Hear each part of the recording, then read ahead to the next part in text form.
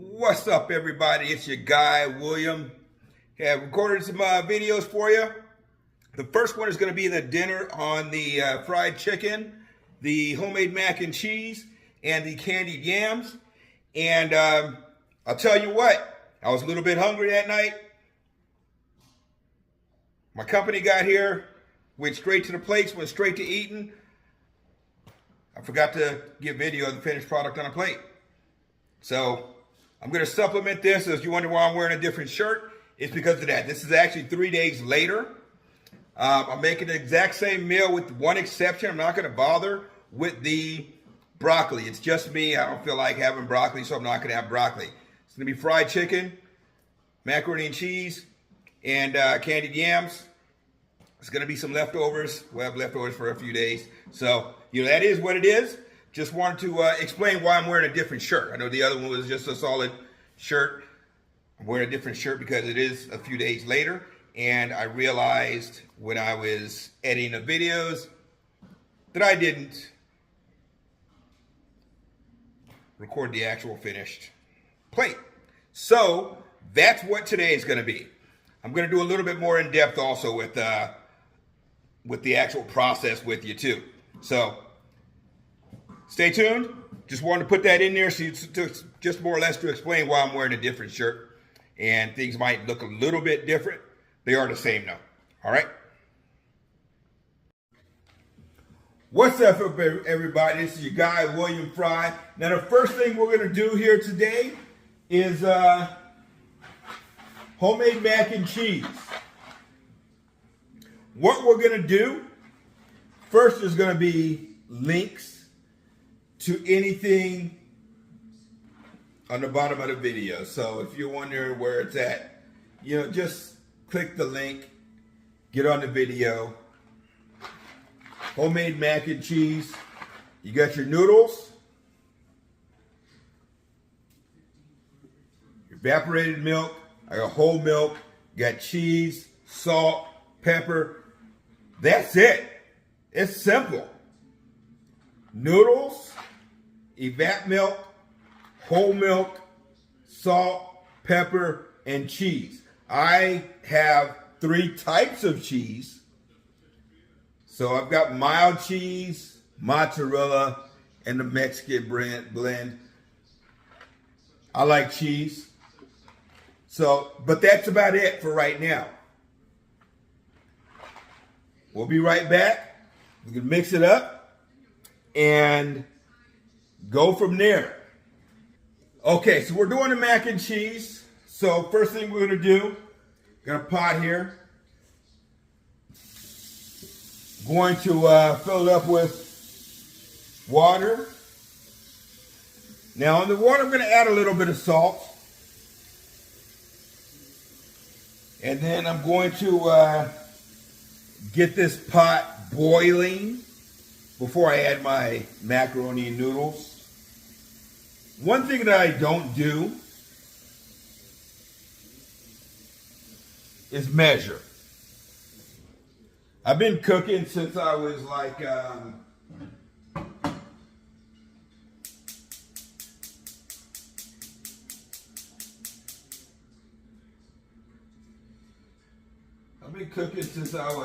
maybe 8, 9, 10 years old. So I don't measure a whole lot. I don't call it a character flaw. I don't know. I just don't measure a whole lot.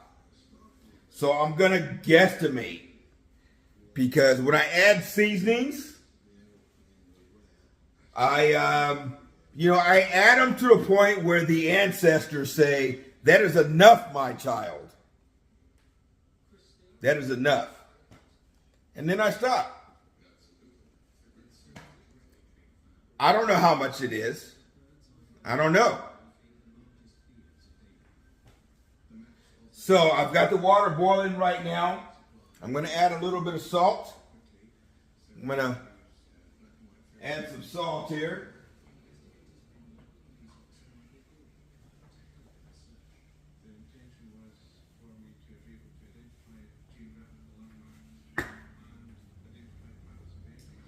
So I'm going to let it boil. Once it gets to boiling, I'm going to add my noodles. And then once the noodles get to boiling, I'm going to get them as close to al dente as I can say as al dente. What is al dente? It's what they say on TV. I don't know. Shit. It's you know, it's done but not done. I don't know. I'm going to get them to the point where I think that they're cooked enough where I can run them under some cold water and continue with the process. And then when I put them in the oven and with their cheese and everything else, and they're in there for 30, 45 minutes, they're not going to be super soft. And the texture is not going to be all screwed up. Because I'm a texture guy. And if they're overcooked, I'm not going to like it. And it's going to suck. And I'm going to throw them away. Because to me, texture is everything. And if you have your texture wrong, that means you screwed up. And in the kitchen, I don't screw up. It's like the bedroom. You don't want to screw up in the bedroom. You don't want to screw up in the kitchen either. So, we're going to get this done. The water's on. I add a little bit of salt. And when I add the noodles, I will be back. Mac and cheese. Okay, so I just drained the mac and cheese through some, this is the mac and cheese noodles right here.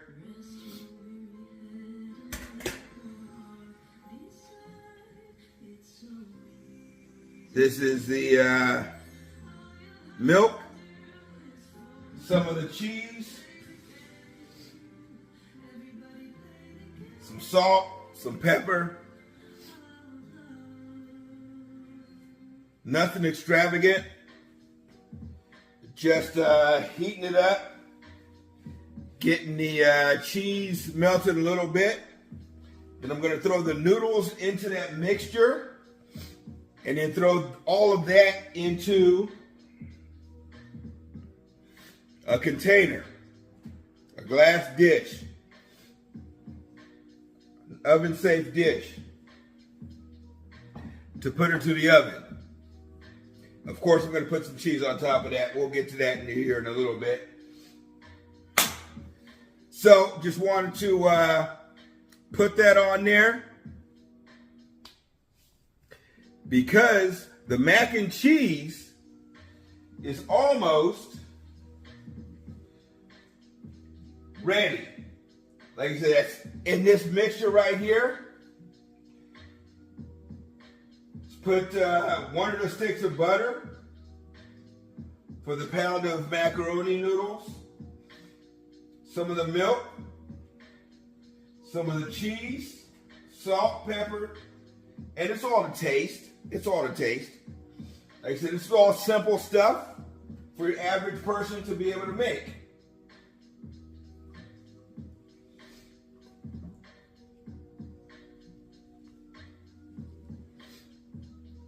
Got the macaroni noodles, already put them in there to drain.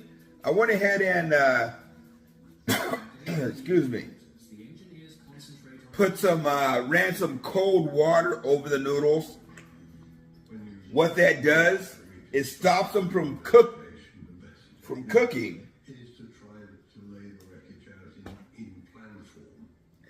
Because it's macaroni and cheese. Once they boil and the noodles are cooked, you're done. I mean, as far as the cooking goes, because the only thing that needs to be cooked is the noodles.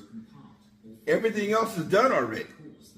So just as long as the noodles aren't undercooked or overcooked, everything else is to taste. So I've got the noodles in their strainer. I've got the roux, if you will, on the stove. I'm actually going to turn that off right now. It's used to operate crucial lift devices on the wing, known as droops. It could be seen that the droop lever was in a retracted position. Because I'm thinking, Droops are aerodynamic surfaces. just looking at it, I might need something a little bit bigger than this container right here. So I'm thinking I might actually look for something a little bit bigger than this container. And I'll be back in just a couple of minutes. I'm going to take this.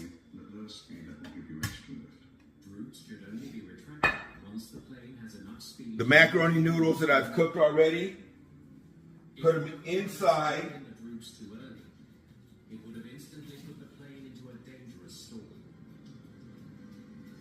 All right, they are inside, and then just gonna make sure it's mixed up. How on earth did somebody manage to retract the droop lever and nobody noticed that that had happened? So they're all mixed up. It didn't make a lot of sense. There's no way to tell just by looking at the droop lever. And they look good and cheesy. Bam!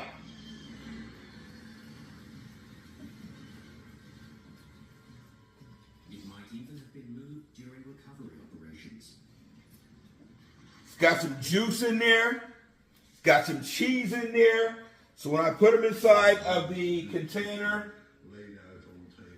yeah, this is going to be too small right here. So I'm going to have to find something a little bit bigger to put them in. Put some cheese on top. Throw them in the oven on, let's say, 400 degrees for 30 minutes or so. You can tell when they're done because the cheese looks done. Like I said, everything's already cooked because once the noodles are done, the noodles are done. So you can tell when they're done just by when the cheese is melted and it looks done. It looks like cooked. You don't want to burn it. You don't want to dry it out. So 400 degrees, 25, 30 minutes or so, and you should be good to go. So I'm going to find another container to put this in. And then I'll shoot you a quick picture of before I put them in the oven and after I take them out of the oven. And then we're going to be good to go on the mac and cheese. And it's going to be excellent. It's going to be awesome. And then I'm going to get you on that, the fried chicken. Like I said, it's in the oven. It's in the fridge right now, marinating. We're going to bread that up. We're going to fry that up. Like I said, I got a couple of friends come over, so I'm going to wait a little bit before I actually put those on, because they're at work right now. And I don't want to start too early because, you know, who likes cold food? I don't like cold food. I like my stuff fresh, which is why I'm not going to cook this immediately. I'm actually waiting for them to text me to let me know they're on their way over before I put this in the oven. I put the chicken on, and I put the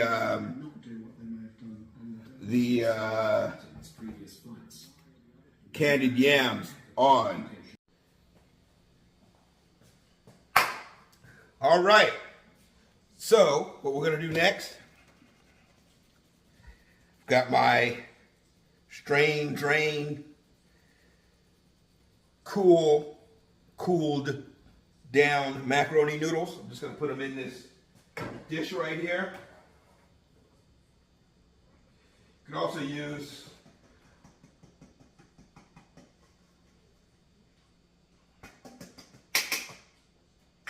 get out of there. Get out of there. You're going to get eaten too. You're going to get eaten too. And then, I mean, some people would call this a roux. I mean, I guess technically it's cooking. You can call it whatever you want to call it. I call it goodness.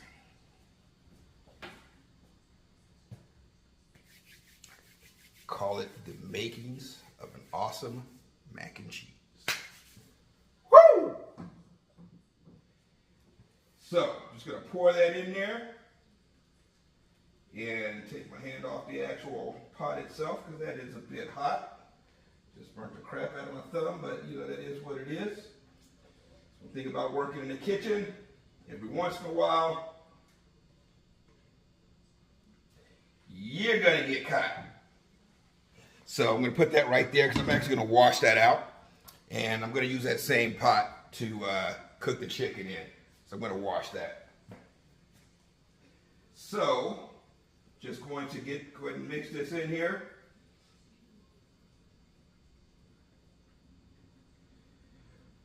And like I said, some people will, in that mixture right there, they'll put a couple of eggs in there, just break the eggs apart and all that. I don't generally do that. It just firms it up a little bit. It's a texture change. And like I said, I grew up with my mac and cheese like this, so it's what I prefer. And that's really the reason. I prefer it like I grew up with it. You can do it however you like it. Make it like this, and then next time you make it with a couple of eggs, scramble it inside that mixture, and see which one you like better. The taste doesn't change. I did add some salt and pepper to that. The taste doesn't change. Like I said, it's just texture. So on mine, this is mozzarella cheese right here. And then same thing, use whatever kind of cheese you like. I usually, a lot of times I'll have the that 3 cheese Mexican blend or whatever. I'll use that, or 5 cheese or whatever it is. I just didn't have that right now, but I had mozzarella, so I'm using that. And mayo. I don't actually have a cameraman, so you know, just gonna throw some of that right on top, because what is wrong with cheese being on top of macaroni and cheese? Ain't nothing wrong with that. She said, William, you do whatever you want to do, and I'm here for it. And I said, good.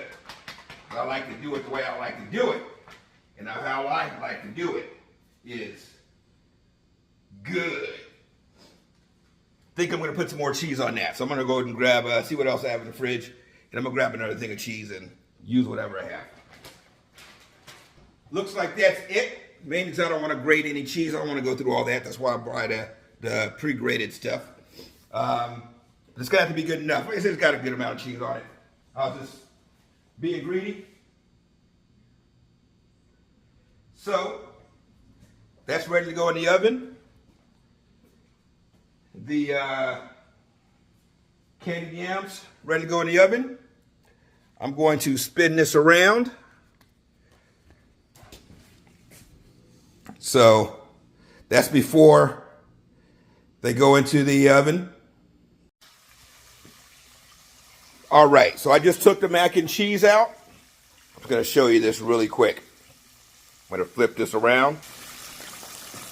It just came out the oven. Whew, that's nice.